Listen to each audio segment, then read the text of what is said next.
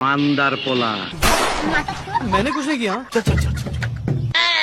কান বে अबे अंधा है क्या? তো গরুর মালিকটা গরু থেকে দুধ নিয়ে চলে যায়, এদিকে মুরগি খেতে খেতে হাঁপিয়ে যায়।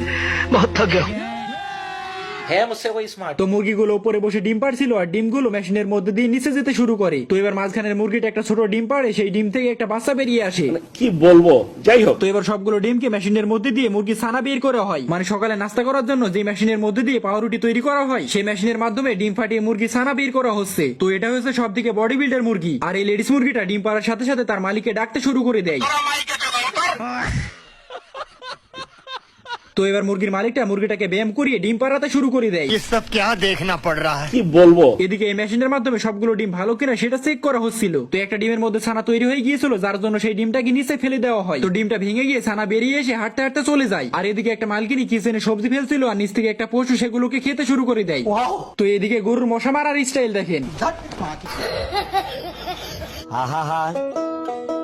আমি পারি না আর পারি না, আমি কেন মরি না।